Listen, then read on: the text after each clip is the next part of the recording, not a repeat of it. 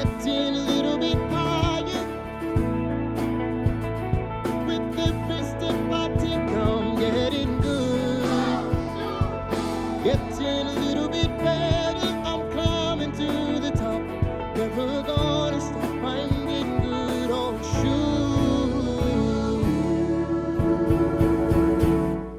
shoot. Hey guys, welcome back to another episode of Oh Shoot.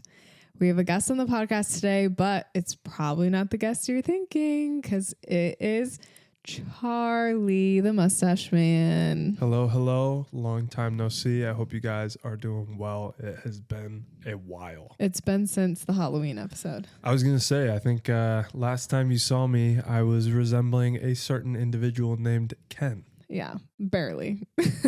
No, I mean, me and Ryan Gosling, we look very... Identical. I get confused for him all the time. Yeah, honestly. So. Yeah, I would agree. So, yeah, it's been a while since you've been on the podcast, but welcome back. You're always the most requested guest. Everyone's like, bring Charlie back. That's what they say. I don't know if you're just saying that or what, but if it's true, I appreciate it. I'm not just saying that. Okay. Yeah, seriously. Okay. People will say like, oh, more episodes with Charlie, or they want more like horror stories episodes. Those are the two. I mean, I don't really do well with horror stories. I usually have nightmares after our episodes. What are you talking about? I stay up at night. I don't get a lot of sleep after we record those episodes. Charlie doesn't dream, in case you're wondering. So that's literally the fakest thing you've ever said. That's not entirely true. It's partially true. You just don't dream. If I'm sleeping well, I usually don't remember my dreams. But if I'm like kind of halfway resting and not fully sleeping, that's when I have like really vivid dreams. That's true. Well, it's better than me, which is literally having a lucid dream every single night. And I think there's literally a spider or a rat on the bed every night. Yeah, a little dry bones mouse running across your face. And then I jump up. Wakes up clawing at my chest because she thinks there's a rat on me. Yeah. So, okay, anyway. What have you been up to? I mean, honestly, we've had a pretty routine last couple of weeks. We've just been really getting after it for Cassidy's Find Your Influence course. Honestly, I've just been doing a lot of video work with Cassidy and helping her get that done. And we also have some other brand deals that we've been going really hard on the last week or so. So hard. Just a bunch of shoots back to back and helping Cassidy with as much stuff as I can. It's been a pretty busy and packed week. Mm-hmm. We actually just got back from playing pickleball, which is why we're still wearing our pickleball clothes.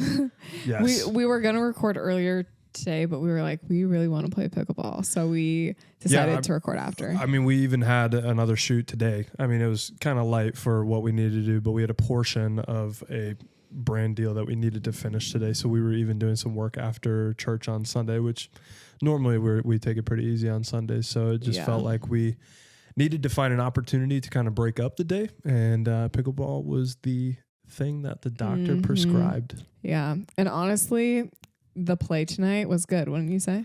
Yeah, it was pretty good. It was a spot that we hadn't been to previously, but we had kind of heard from different people across town mention it, and so we went and checked it out. It was actually Cassidy's mom was the one that kind of prompted checking it out because it was Sunday, and none of the spots that we normally play are usually open on Sunday. So it was cool that this other spot had an opening, and we thought we'd check it out.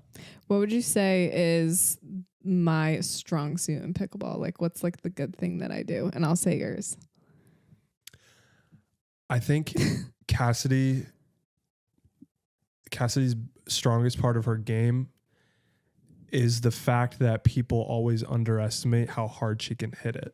Oh, yeah, I think that's she's true. a very sneaky, powerful player, and we're kind of in a weird little like in between at the moment with pickleball because I'm actually demoing a bunch of different paddles with a local tennis shop that sells pickleball paddles.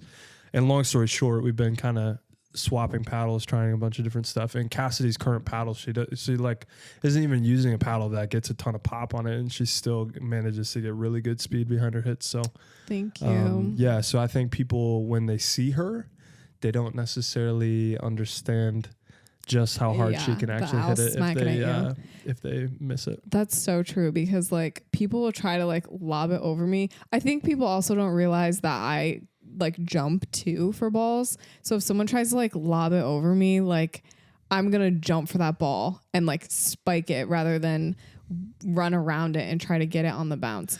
I think it's kind of twofold. Like the Cassidy hits it harder than people would expect, but I think it's also because she's much more athletic than what people would give her like credit for. Yeah, and I'm not saying you look unathletic.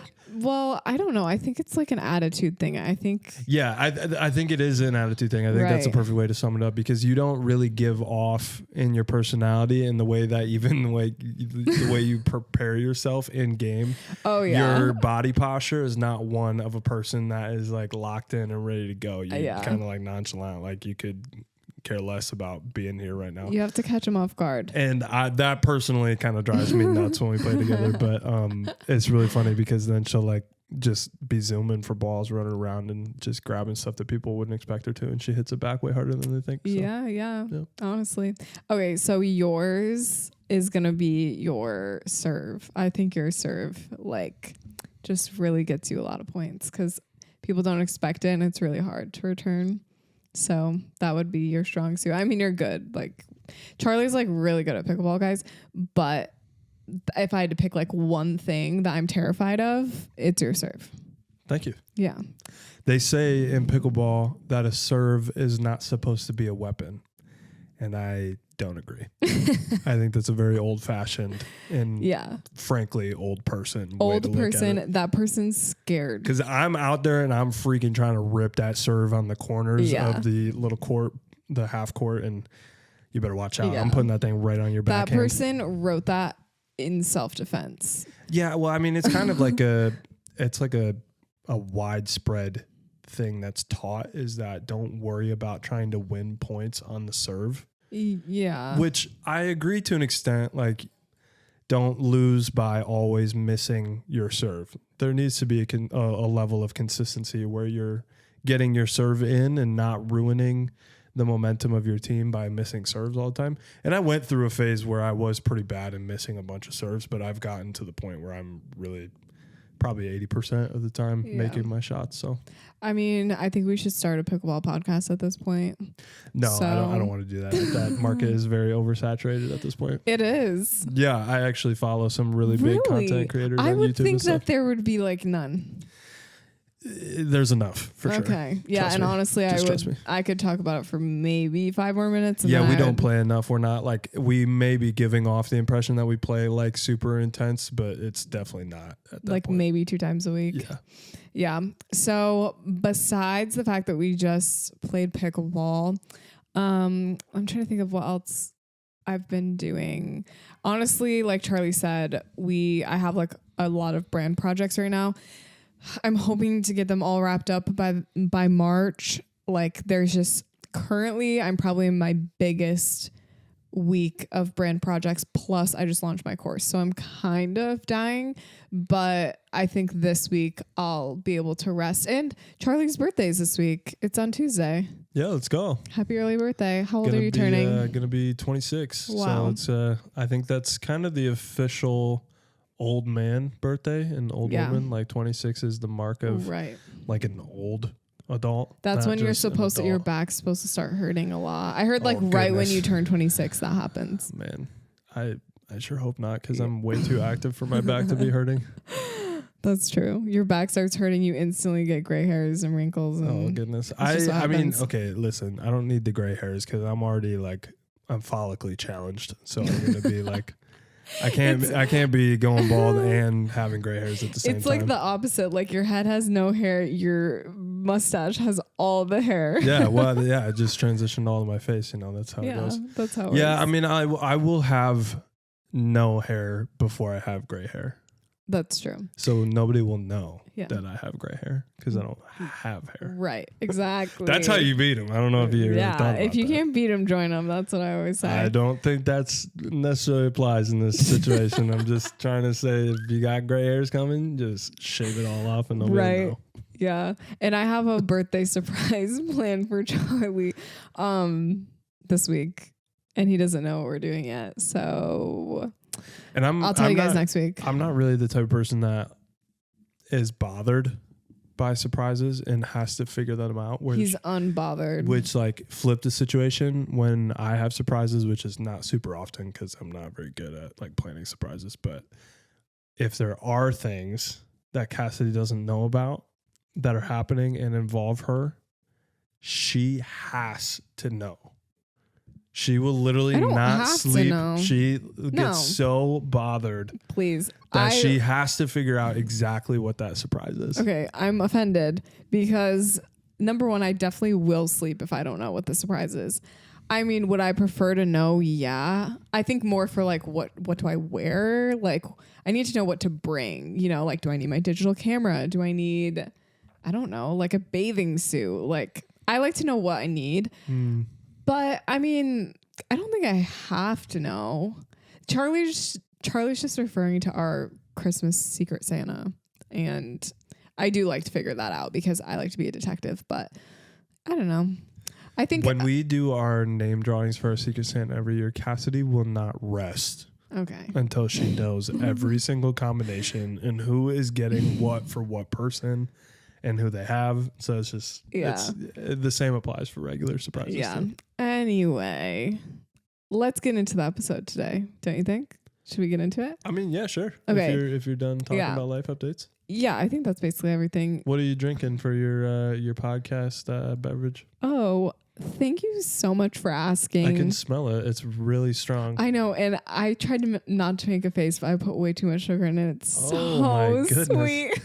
That's a very common thing with Cassidy is her drink will always be extremely sweet. Yeah, I'm probably gonna get cavities, but this is, if you're watching on YouTube, it's in a really pretty like glass mug, but I'm drinking peach mango tea. It's decaf because I don't want to be up until 3 a.m. I gotcha. Speaking of being up until 3 a.m., literally tomorrow morning, me and Charlie are waking up for sunrise and going to the beach, which is 30 minutes away. So that's something else we're doing. And that's going to be like the icing on the cake. Like that's the climax of this whole working with this brand this whole week is literally that is the climax. That'll be the last, the kind of last portion for one of our brand deals. Yes. What are you drinking? I am having some instant coffee of all things, but it's actually a Korean instant coffee called Maxim Gold. Yep. It's delicious. Yeah. So go to your local Korean market. Go get it. Okay. So this episode is called The Husband Course. Basically, go grab your husband, your partner, whoever, your boyfriend, your girlfriend. Grab your partner and get them to listen to this episode with you because I'm giving you guys what you all requested on my Instagram. Literally, tens of you requested this. Tens. Maybe even single digits of you. I didn't want to say hundreds because that was not accurate. Millions are asking. Okay, babe, you literally just blew out the mic. Please be careful. Millions are asking. Thank you. So tens of you requested this. I didn't want to lie and say hundreds because that's not true. It's okay. Just like the amount of people that are asking for me to be back on the podcast. Yeah, it's probably all the same people. So a lot of you, I did get a lot of DMs though. Okay, when I posted Charlie working on editing my course for me. So many of you guys, well, one person was like, we need a husband course. And then I reposted that because I thought it was funny and I got so many responses. So basically today we're going to talk about how to have your husband do everything for you. I'm just kidding. But not do everything for you, but like how to have your husband or partner, spouse work for you and like what that looks like and all of that. Husband training 101, if you will.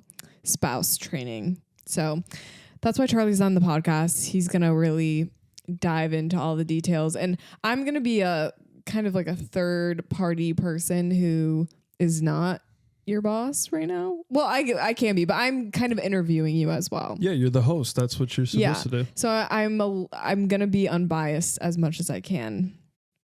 it's not going to work, but Oh I my can try. goodness. I can try. Okay. So I've got a series of questions for you that we're just going to go through and talk about. And we have not like talked about any of these. So any answer that I give at this time is going to be completely off the top of my head and from my heart, completely thought through in the moment. Right. And I'll say things as they come to my mind. Right. So forgive me if I say something. If he gives a bad answer, that's why, because he's unprepared. Okay, so let's just start with like the basics. What are the things that you help me with? There's a handful of different things that I help Cassidy with, but when it comes to like the photography stuff, it kind of can be boiled down into a couple different categories. And I would basically say like behind the scenes, second shooting, and then some just like aiding in editing. And honestly, I think that would kind of be the majority of when it comes to the actual photography business.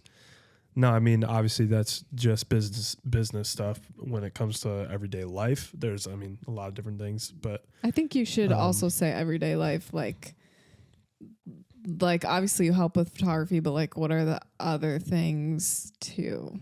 You know what I mean? Like that you would consider part of like the job almost. Oh, I mean, well, I guess that's kind of confusing. Do you want me to clarify my question? Yeah, I try to rephrase. Like, are there other things that you do that maybe you feel like are a part of your? Oh, sorry, I have to burp. Part of like your full-time gig, but it's not necessarily photography related, but just things that you try to prioritize that just help me, period. Yeah, I mean, we do. I mean, we have our old house that we're renting out as a rental property, just a part of like our life and things that we do. And I end up doing a lot of renovation stuff. I mean, you guys have tracked with us. For those of you who have been listening for a long time, we were living through renovation at our old place for a long time. And I was doing the majority of that, probably like 90% of the work that we had done on the old house. I did it myself. And I guess that's a big part of like trying to add value back to our life, and the things that we do is trying to save money on renovations by learning how to do it myself. And I would say that I've become pretty proficient in that. And just, I mean, it's not like it was all brand new to me at the beginning, because I had other opportunities working landscaping and maintenance at different areas throughout my work past, or whatever you want to call it. But so I do a lot of that, and even we'll continue to do the same at our new house, and have started to since we've moved. So when Cassidy's kind of working on some stuff and she doesn't need as much help on the day of, I will sometimes kind of switch gears and be kind of more renovation focused, and spend a lot of time working on just random odds and ends projects around our house or on the other house that need to be checked up on. Yeah. And I've really appreciated that. It's just been fun to kind of dive into different things and kind of learn some different skills. Yeah, it's been pretty crazy actually. And then honestly, even like something that's pretty small, it just kind of in the day to day. But when it comes to even just like making food and stuff, I would say a lot of times Cassidy becomes really absorbed in her work, and I'm not saying this in a negative connotation. She just is a type of person that when she gets in that kind of flow state, it's really like hard to break her out of it. And for a good reason, like you want to keep building progress on something once you get into a rhythm. And I honestly, a lot of times I'm the one cooking when it comes to just different stuff. So I do a lot of the cooking around the house, and just kind of helping out when Cassidy's like really in a rhythm with something, try to be the one that provides the food, you know? Yeah. So that's kind of another big piece for the day to day. Yeah, I would agree with that. I think other things you didn't mention, one would be you do a lot of filming for me. Like if I need something filmed by hand, or like honestly anything filmed of me, I'll usually have Charlie do it. There are some things that I'll do myself. If it's just like something I can set a tripod up and record, and get like a few different angles. But if it's like a video where I have to have like 5 or 6 different angles, and it's like the focus has to be in a specific spot, I'll have Charlie help me. And even like today we were filming like some just like, it's like fashion content, but like I had to get kind of like natural looking videos of me like in this outfit. And so he was just like honestly being kind of like a human tripod almost, or like a behind the scenes. I guess that you said behind the scenes, but I think when you said behind the scenes, you were talking about like for weddings and like for shoots, getting like those videos for YouTube and stuff. But I think you also just film a lot of my videos for me, period. Like not so much social media stuff, but a lot of like the YouTube stuff, you'll film it and you'll also edit it. He edited all of my like YouTube videos, a lot of the course videos. So yeah. And then you do the food, I think is a big thing. And like you said, like it's just really easy for me to get caught up in what I'm doing. And honestly, food just kind of becomes like a less priority for me because I can like function for a while and like I don't get super hungry. Like I'm not really a breakfast person, and like I'm not a huge lunch person, which means I literally could go like all morning and day without eating, and then I eat dinner. So Charlie is like really good at making sure that I eat if I need to eat still because I'm just not very creative in that way. I'm not good at cooking either. Charlie's good at cooking, so it kind of works too. Yeah, Cassie didn't really have much exposure to it growing up. She didn't like cook a lot growing up, so that was kind of the just the background to it. It's not like she doesn't like to cook or doesn't give effort in cooking. It just doesn't come as naturally to her because she didn't grow up around it. Whereas my family we always said like the kitchen is the heart of the home, and that would be where my family was always hanging out, was just around like cooking and trying different stuff. So yeah. So what would you, oh, never mind. How do you know what to do or what would be helpful for me? Well, I mean, we're in a season where we're really project based when it comes to a lot of the brand work that we're doing. And then also just even stuff with, just off season projects that we're doing, whether it be like the course that we just finished or trying to put out new merch and trying to take photos for stuff like that. So a lot of it is just trying to coordinate with Cassidy and kind of seeing the things that she's got on the docket and things that she's kind of cooking up. And from there, just trying to be intentional about finding the pieces that I can take off of her plate that I know how to handle and have experience in that I can do myself. So it's whether it's for brand work, kind of gearing myself up to know what I'm going to need to capture or film for her or take photos of, or what ways I can help kind of prep equipment and get things ready on a day of a shoot, just random stuff like that. It's mainly like there's a lot of times Cassidy will have a shared to-do list with me too. If we're really like having to get a lot of things done in a day. And then we'll just kind of go back and forth on like an Apple Notes shared to-do list. What's up guys, it's Cassidy, and today I'm going to show you how I use Aftershoot to edit my photos. We've all been there where we have way too many photos to edit, way too many photos to cull. So I'm going to show you how Aftershoot uses AI to solve all of your problems. So let's get right into it. So the first thing that I'm going to do in Aftershoot is I'm going to create a new album, and I'm actually going to have Aftershoot cull for me to start. So I'm going to hit start culling. Then all I have to do is select my folder that has all of my RAWs in it. Once I find my folder, I'm going to hit import, and then all I have to do is hit start culling, and Aftershoot will start culling for me. I can choose AI automated culling, or I can choose AI assisted culling. Because I want to edit these photos relatively speedy, I'm going to choose the AI automated culling. The next thing that's going to pop up is a window. It's going to ask me what type of photos these are. I'm going to go ahead and hit portrait and headshots, and then it's going to ask me how many photos I'd like AI to select for me. I can choose few, standard, or more. I can also choose a customized AI cull,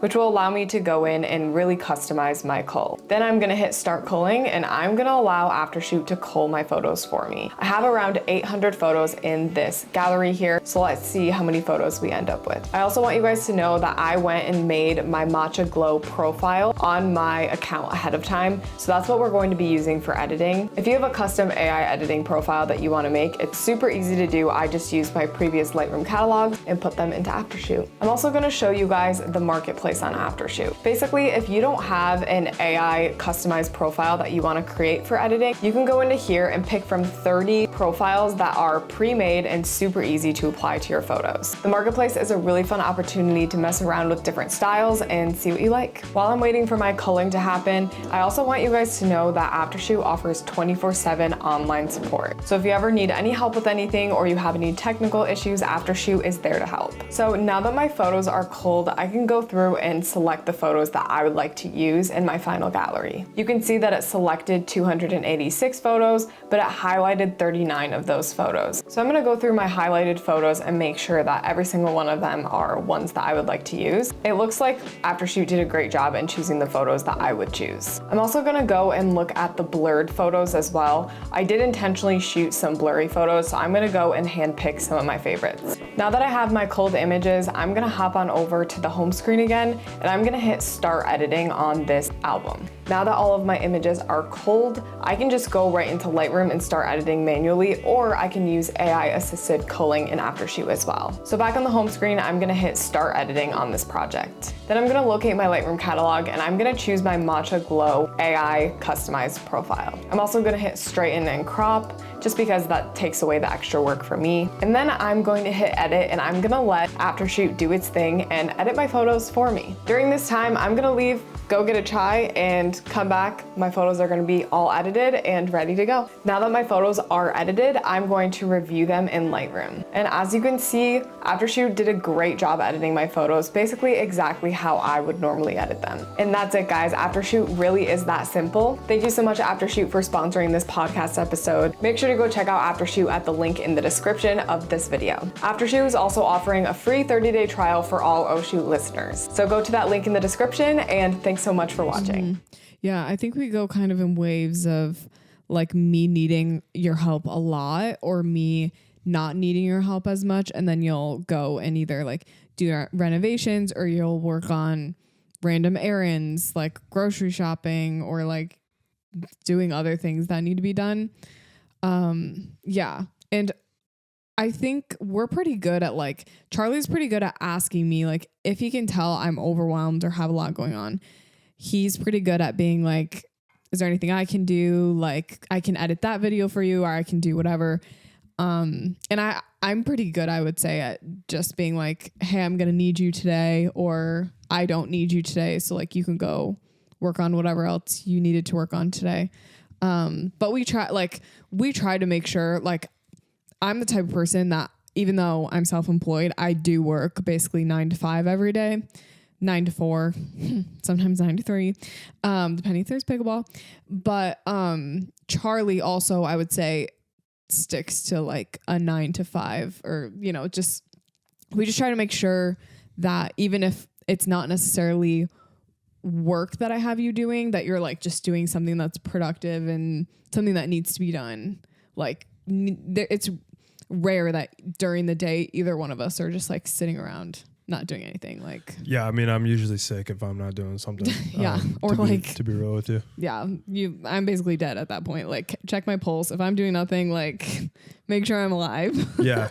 Yeah. I mean, it's, if I'm not helping Cassidy do her photography related stuff, then I'm definitely got a project that I'm trying to finish, whether it's at our house or the other rental property that we're trying to keep up. So, yeah, we just finished some big renovations over there, finished the last bathroom at that house, and we literally renovated 95% of that home. Literally everything was completely flipped. And now we're beginning working on I'm trying to get our basement at our new house like cleaned up. The house is built in like 1904, so it's a really old home, but the majority of the house has already been renovated and it's beautiful. We love it. But the basement is like still pretty original, so It's really got a lot of dungeon vibes going on down there and some things that just need some cleaning up, and then some pretty serious like kind of scraping back and replastering and sealing up. So trying to get a workout room together, and then hopefully at some point getting a pottery studio together too, because that's something that I love. And a big part of my artistic background is just in like ceramics and different things. So Yeah. Trying to get back into that at some point here. Mm-hmm. Stay tuned. I might sell some of Charlie's pottery Oh goodness. on my website. Or an alternative would be we open a coffee shop / pottery studio, all connected, and Charlie throws, and all the mugs in the coffee shop are Charlie's mugs. Wow. What?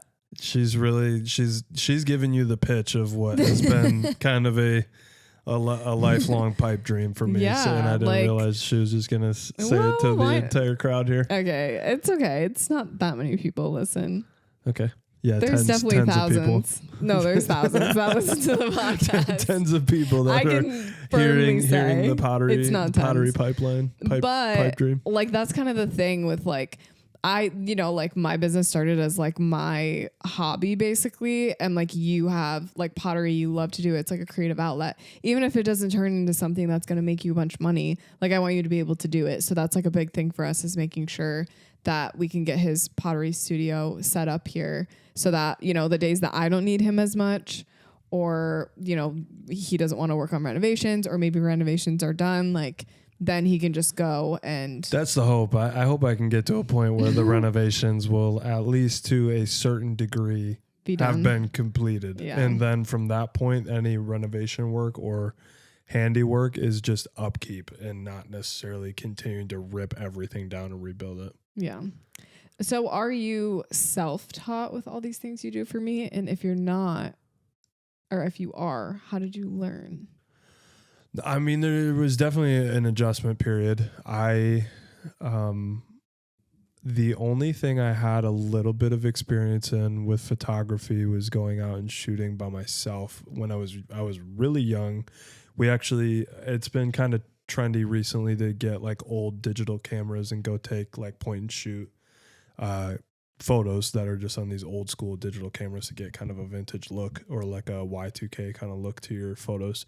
And I had a little point and shoot in like, goodness, it was like third grade. I went on like a family road trip and was taking photos on this thing. And then in high school, I was in like an open freeform art class that you could experiment in different mediums. And I mainly did ceramics. I was kind of part of that, but I also dabbled in some digital photography for a little bit and messed around in Photoshop, tried to do some like double exposure work and did some different things. So I had some like really light experience in photography and then some editing work. I had a basic understanding of kind of like color wheel or like RGB or whatever, if you're going to mess with like the tone curves or different things like that. But when it came to actually learning the ins and outs of Adobe and learning Lightroom or learning Premiere, which are the main two ones that I work in, I don't usually work in Photoshop with Cassidy's stuff. There was definitely a period where Cassidy had to sit down and kind of be patient with me and kind of tell me like, oh, this is how you flag a photo. This is how you cut the video. And actually I did take a TV production class in high school where we like produced the school news every day, which we did all of the editing for that in Final Cut Pro, which was like Apple's Premiere. Yeah. So I had kind of a decent understanding of some stuff. But yeah, Cassidy definitely had to teach me a lot too as well. And same thing with like second shooting early on. She just kind of stuck a camera in my hands and said, here you go. I was like, just go shoot. I will say Charlie doesn't do photo editing for me. There's kind of a misconception. A lot of people think that he edits my photos, but that's one of the things, I don't know, something about it. Like number one, that's kind of a hard thing to let go of. Like, I don't know. And also number two, I've been doing it for so long. I like can fly through a gallery. The amount of time it would take for Charlie to become that proficient, like I might as well do it myself. Oh, it's ridiculous. I'm a tortoise when I try Charlie's to do full. Slow. I've done a couple of galleries for Cassidy in different works that she's done. Yeah. And my goodness, it took like you for a me long to time. get through even like 100 photos, which is like nothing. Yeah. To go from culling, if there was like a 500 raw batch to then get it down to like 100, 150 photos and then fully edited, I could not even tell you how long it would take me. It'd take me so long. I just am so slow. Yeah. Which is fine. I think a big thing for me was figuring out your strong suits and what you're actually like good at. Like if you're not, I don't know, if you're not vibing with it, like editing something that's pretty mundane and like, I don't want to give you these super mundane projects because it's like, I don't want to do them. I don't want you to have to be stuck, you know, doing something you don't want to do either. So like personally, Charlie's really good at editing videos. Like Charlie watches a lot of YouTube and like a lot of vlogs and like these like disc golfers and like they have this he literally put it on the TV like the other night and it was like low-key funny, but also I was like this is making sense why Charlie's so good at editing my YouTube videos because he like understands the cuts and like the just how it should be all formatted and stuff. And that's something I didn't really have to teach him. He just kind of knew. Like I had to teach him like the keyboard shortcut for like cutting in Premiere Pro, but I didn't have to tell him like what a vlog needed to be like, what the feel was like. He just kind of like knew. So I think a big thing is just making sure that whatever you're doing is stuff that you are good at, you're passionate about. To an extent, I think you can only be so passionate about editing videos, but I will say if you're at a point where you're trying to, with a significant other or a person that you're helping kind of bring along in this process of kind of ushering into this lifestyle for the first time, one of the most helpful things that was like very small but extremely helpful for me was Cassidy literally took a sticky note and wrote out all of the shortcuts in Lightroom. And I stuck it to my laptop in the corner. And I to this day, I keep it on there because it's like a second language when you learn all those shortcuts and different things and you're in that rhythm all the time. You can just do it without thinking. But for a person that is not used to that and then having to always think about, okay, how the heck do I get back to this? Or what were the combinations that I was supposed to press? And then when I was like first starting out, I'd press the wrong button and I'd like close out a window in Premiere or something. I thought I just deleted the entire project. Yeah. And then I'm sitting there for like 20 minutes, not wanting to bother Cassidy or feel like a nuisance, but also sweating my brains out because I'm like, did I just ruin all the work that I've been doing for the last like hour? So small stuff can go a long ways, and don't underestimate just the helpfulness of some of those small little tips. Yeah. And I think it's important too for the person that is training someone to be patient with them and like be okay with being interrupted. You know, like if I set you up with Premiere Pro and then I go into another room, like I can't get mad if you come back in 5 minutes later and you're like, oh, I have a question or whatever. Like you have to, if you're going to train someone, you have to be willing to train them. Like don't be that person that's like, oh, why can't you figure it out yourself? Because it's going to be a lot quicker for you to just tell them how to do it or help them do it rather than them having to Google it or like YouTube it. And like, yeah, I think it's just good to make sure you have that mentality of like, it's okay if they don't understand it right away. Like, I think sometimes for me, it's hard because I'm like, why don't you get it? Like, I've been doing it for so long. I know how to do it. It's like second nature. I'm like, why don't you just get it? But I think there's a certain amount of patience that comes with it too. And that's just good. Like, honestly, like couples bonding too, is it just helps us be patient with each other. I'm sure there's things like when Charlie's like telling me how to cook something, he's got to tell me like a million different times how to do one thing. So, you know, it goes both ways, but I think that's a big thing when you're teaching someone and like you're working with each other, just making sure that you're being patient about it. For sure. Yeah. Okay. So my next question for you, how is it working for me? Do you like your job? And do you have any complaints for HR? I think that's a conflict of interest for me to tell my complaints to HR. Why? Tell me. Because we need a third party to help us through this. The third party's the listeners. Oh my goodness. But they can't like give any feedback. So no, I don't have any complaints on the top of my head that I am thinking about. If something comes to mind, I'll let you know. But good answer. The original question is one more time. That was it. Do you have any, or how is it working with me? I guess. How is it working with you?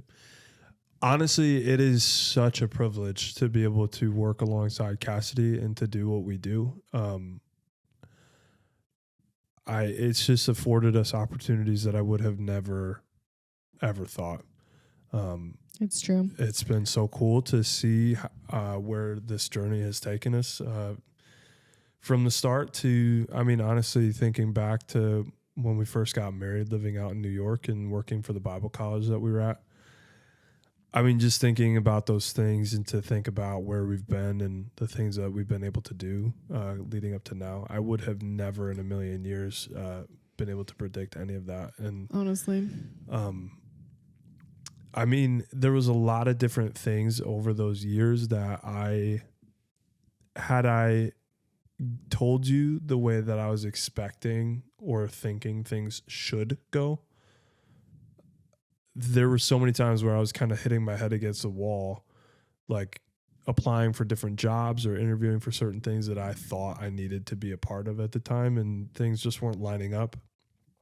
And then kind of taking other part-time jobs for the time and kind of filling in. And I had a great season of working with one of my closest friends in his business when we first moved back to Michigan too. And I actually am pretty sad that I don't have the time to work with him anymore, because I loved that time and learned some really cool things. And we got to do some really cool projects as well. But when we finally made the commitment of me working alongside Cassidy, it really just was kind of like, I don't know if you have the same feeling about this, but it was like opening up the floodgates as far as being able to see consistent progress.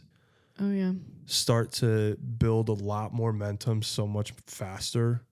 I mean, Cassidy in her own right, the business was already building a lot of steam and building a lot of momentum with the things that she was kind of envisioning and the direction that she wanted to take things. And it was definitely like, it wasn't because of me joining that is why we saw a lot of progress. I think that there was a level of flexibility that was gained in that process that allowed us to kind of cover more ground together. Yeah. And it just made things so much easier. Yeah. Because we were trying to like when it comes to working on the house, working a full-time job, trying to shoot weddings together, trying to work on auxiliary projects and things that we wanted to try and develop but didn't really have the time to, whether it's like merch or trying to do more consistent course design or just like a bunch of different things. Like when you think of them all as a package, it makes sense. We just gained so much more time when I started going full-time with Cassidy that it also allowed her to not have to try and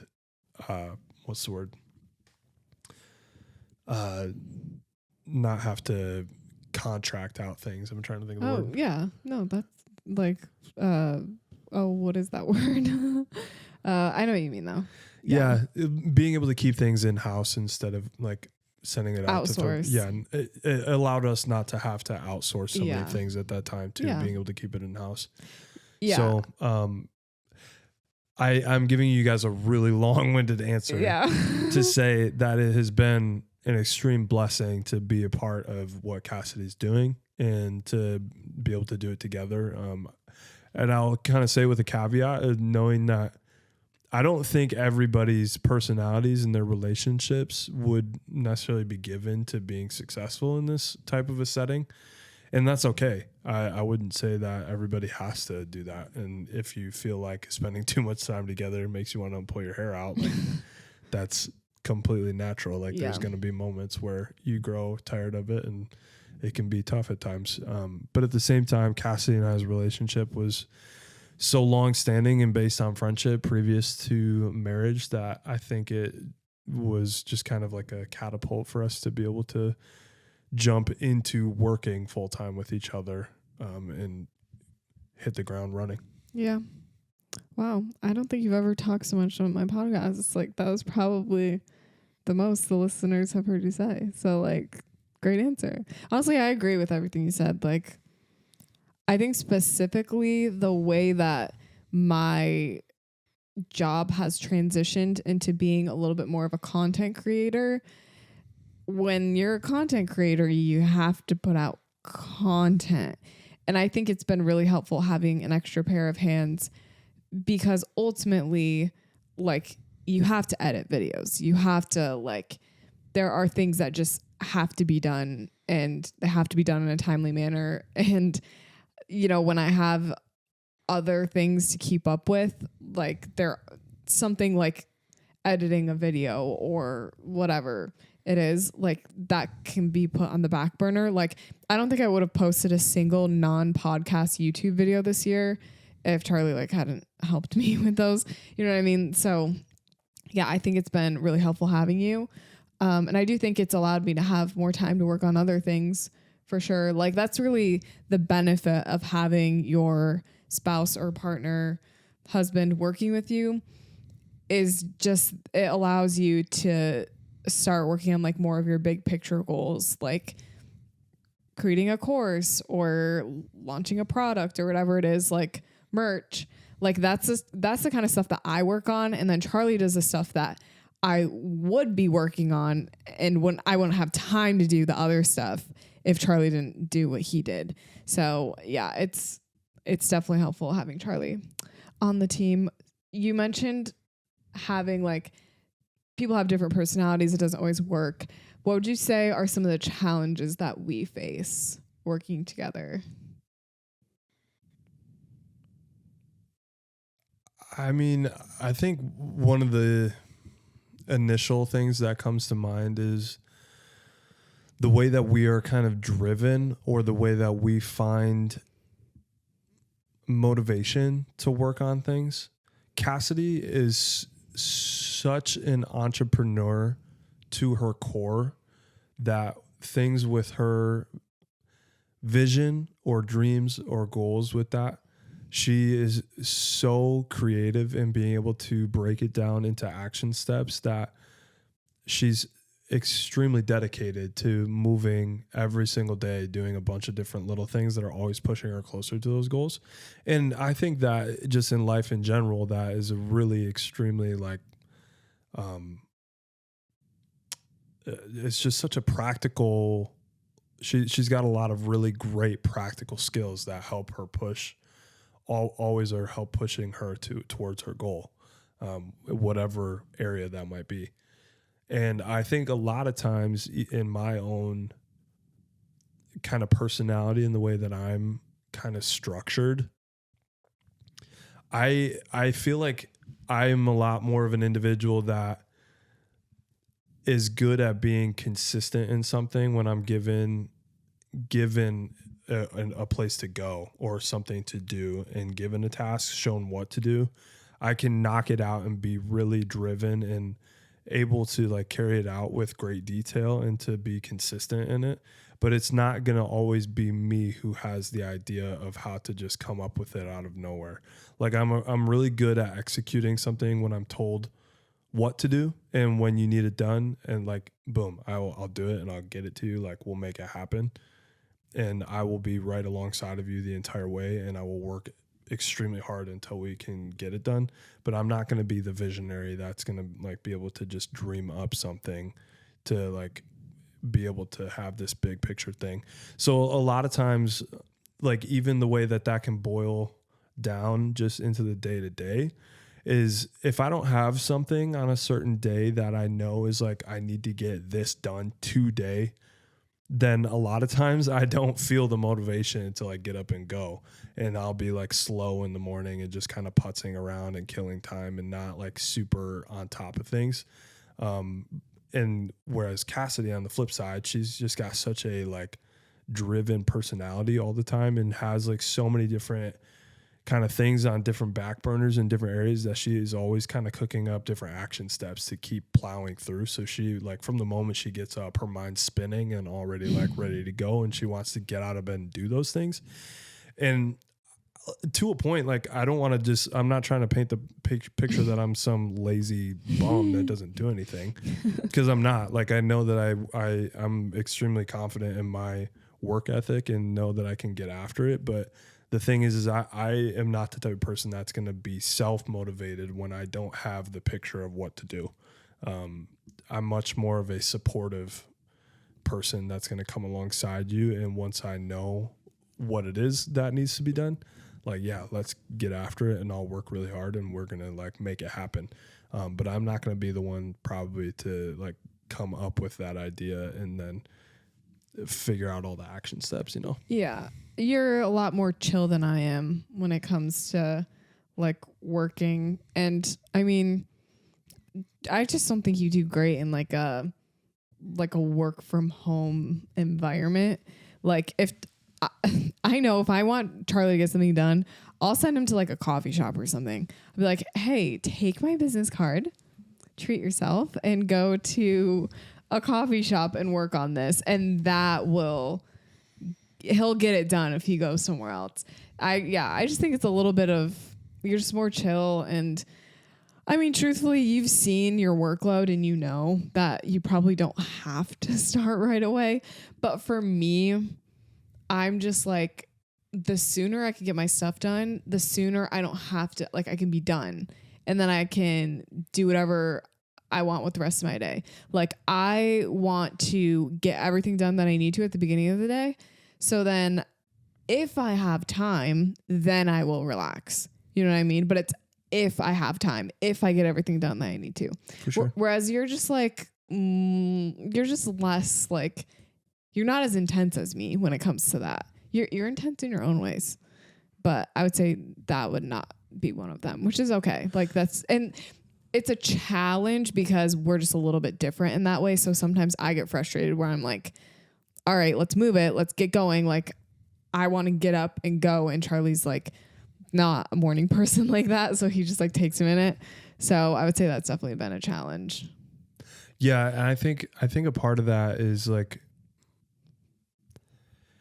I think I have a disconnect in my mind of treating some of the work from home stuff that is behind a computer at the same level of work as maybe a job that where you're working with your hands and you're actually building something, or you're actually like going to a workplace and doing something.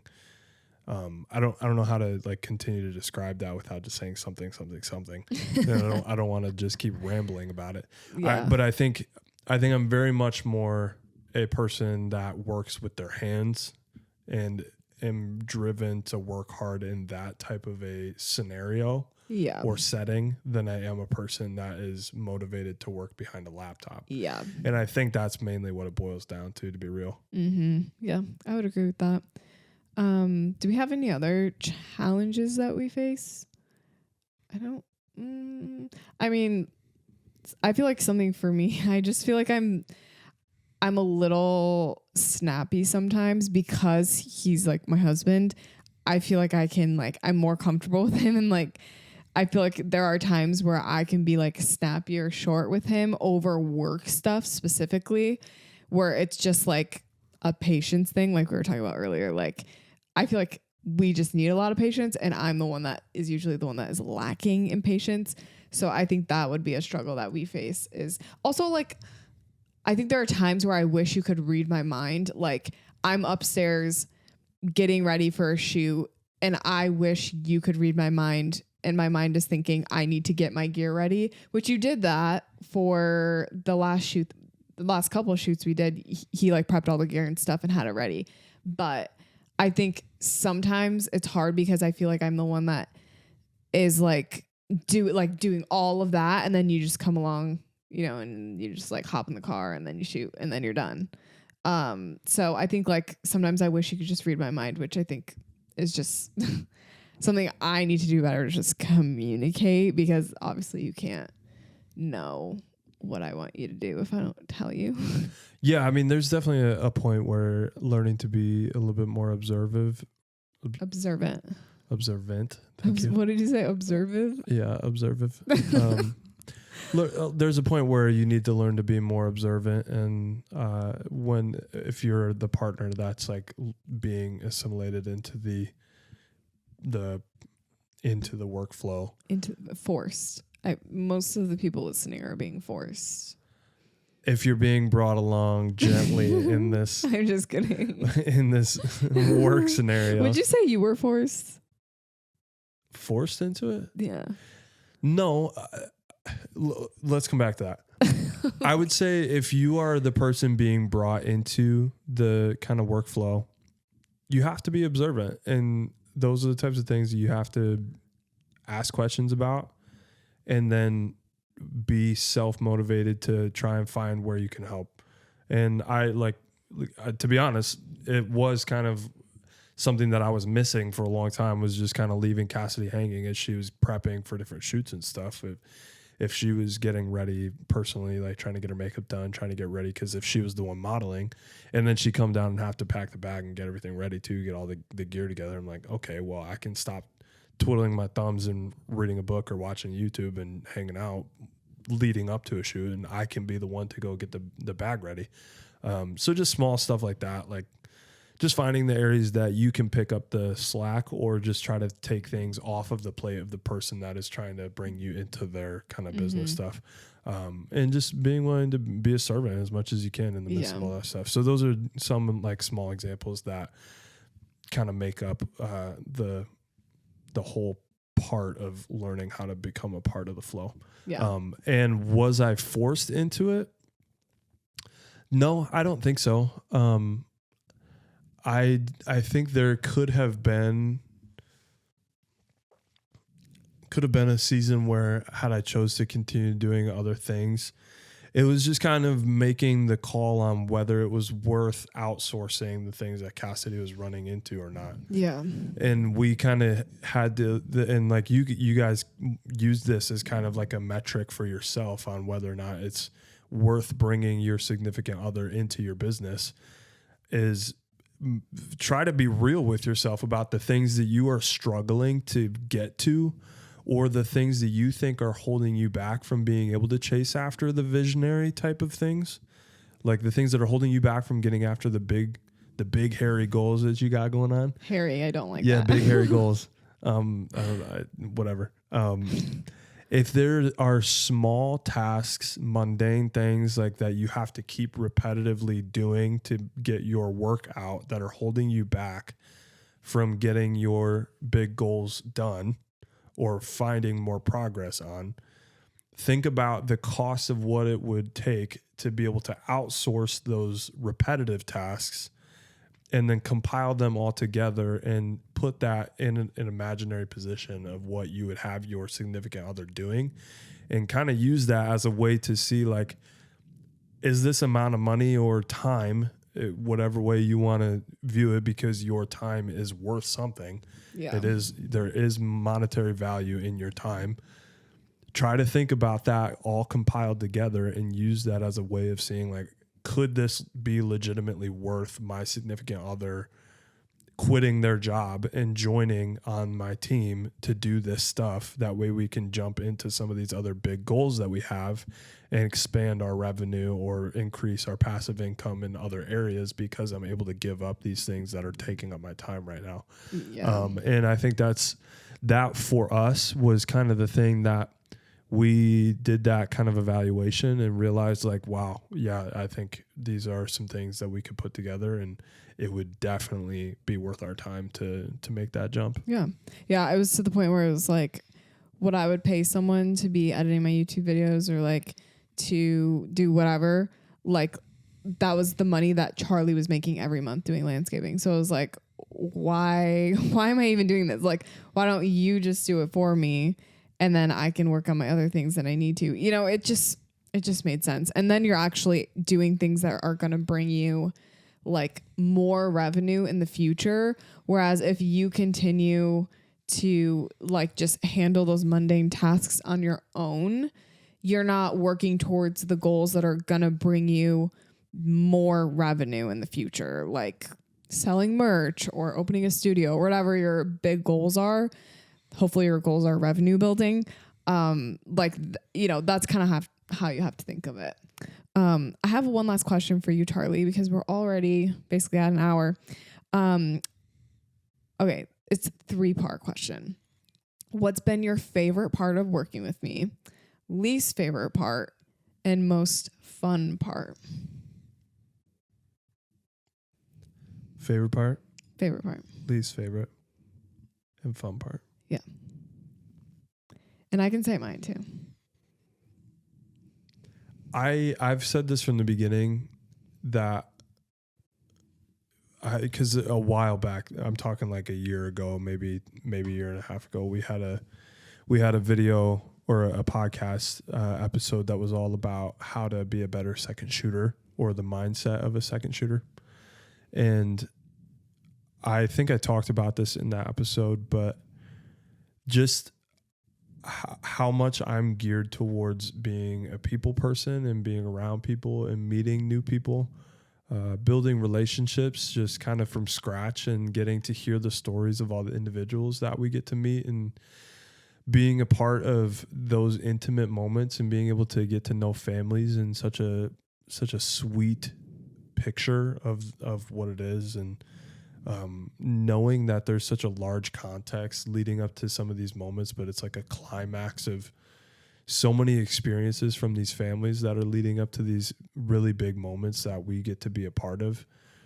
I think that that's gotta be my favorite part of working alongside Cassidy and being able to just meet so many like diverse types of situations and families and just really awesome people that we've been able to get to meet and to, I don't know, just walk alongside of and be able to tell their stories.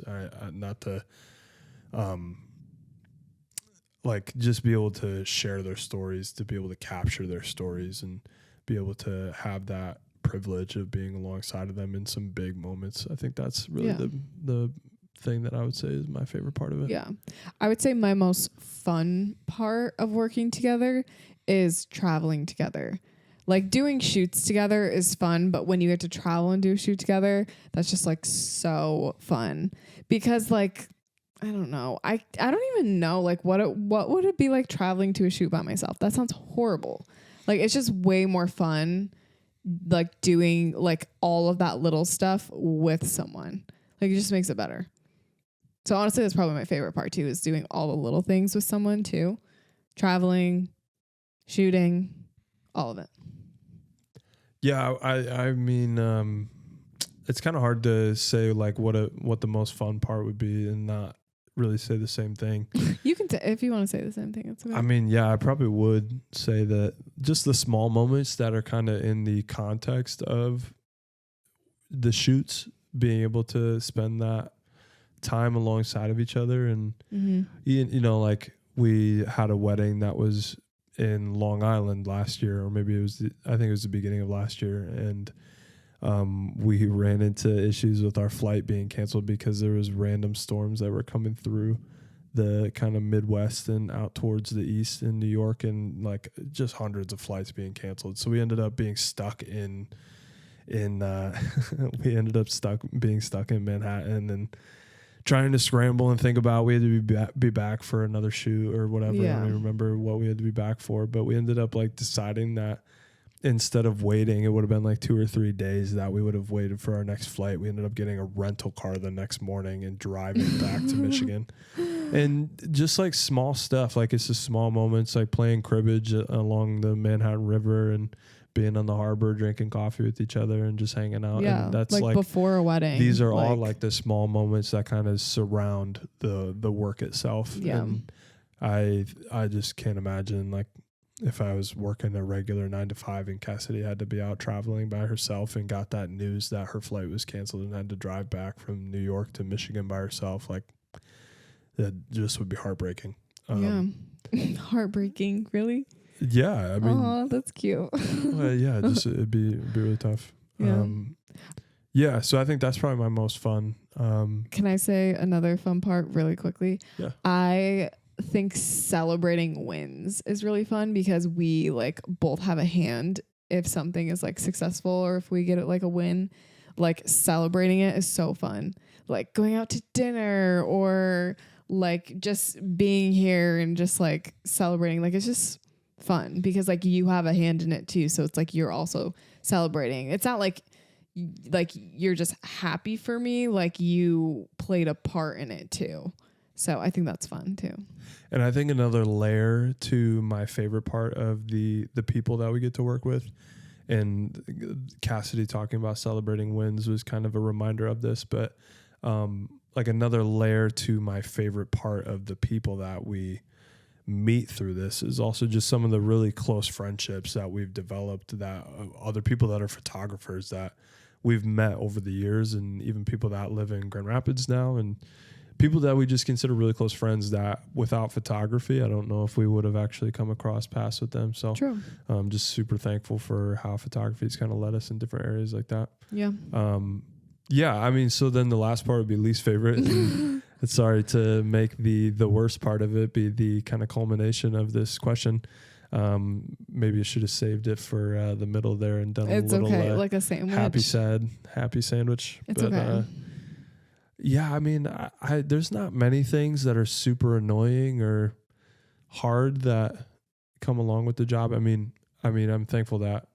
So I should say that Cassidy probably deals with the majority of the things that would be considered the worst parts. The worst parts of photography, That whether is it's the true. the toxicity of social media. I'm personally not super involved in like day-to-day social media, and just I don't have to deal with a lot of people that are just obnoxious and don't really know what they're talking about, or they're just making a lot of assumptions about Cassidy as an individual and don't take the time to learn who she is as a person, or they've just made up their mind that they don't like her in general and have to be a troll about it. So what's your least favorite part? No, so what I'm saying is I am spared of a lot of the things that would normally be the least favorite part of maybe the things that our listeners are thinking that would pop in their heads as their least favorite parts of working in photography.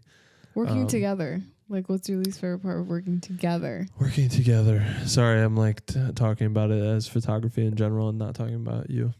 Yeah.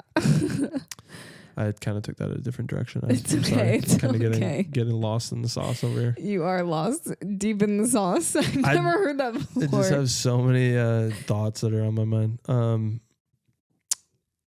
As far as working together, least favorite part, I don't know. I really don't have many things that are bad about it. Do you have a least favorite thing that's on your mind? I didn't, but now that I'm thinking about it, I think my least favorite thing is when people say that you don't have a job. That really pisses me off. Because I'm like, you, first of all, you don't know what you're talking about. Second of all, yes, he does. Like, literally, you should see what he does every single day. Like, I think that really bugs me. That's probably my least favorite part. It's just like the assumption of like when you are stay at home house husband, like people think that means that you just like play disc golf all day and play pickleball and then you make food and that's it. Like you do more than that, you know? So that kind of bugs me a little bit. And don't get me wrong, Charlie does leave at 2 p.m. to play disc golf. Like he does do that. Like he's not going to deny it, but he usually does give me a heads up and it usually is not a problem. So yeah, I mean, the main thing is I will pretty much always make sure that I'm not skipping out on something. Like if there's work to be done, I'm not going to just take off. So yeah. Yeah. And for me, I don't, it's not really the least favorite part for me because I just am self-confident and comfortable knowing that I do work. So yeah, that's if you're out there listening and you think I don't have a job, then you got another thing coming to you. Why don't you try and walk a mile in my shoes there, pal? No, I'm just kidding. Yeah, no, it's like I said, even to this point, as I'm thinking, I don't really have something that would be a least favorite thing. I mean, maybe just a grumpy old boss every once in a while. You know, that's kind of the. And honestly, I don't blame you. No, if I had to pick one thing, and it's not like it's kind of trivial, but man, I am a pack mule. I have to carry all the gear all the time. Oh, okay. And boy, do we have some heavy bags. That is so true. You have to carry a lot of stuff. And whenever we're traveling, like when we were in Positano and we had to go up those freaking staircases and Cassidy can't carry a single thing and I'm like carrying 5 suitcases. Charlie, you made me carry my suitcase. Don't even. And my backpack. We have the same amount of stuff. No, but I double fisted both suitcases and the main camera bag. But so that was after I literally threw a fit and I was like, you need to carry this. I'm sorry, that's wrong. I was probably carrying like, I don't know. I had no reason to put a a weight on it. It's just it was a lot. Two full carry-ons, like both Yeah. hands, and then a full camera. That's equipment bag. true. I end up being the guy that's like pack mule and everything. Yes. That's my least favorite part. If that's the worst thing that happens, lift a couple weights, do a couple squats, you'll be okay. Get some padding under your shoulders. Yeah. Cool. Pretty active guy. Yeah.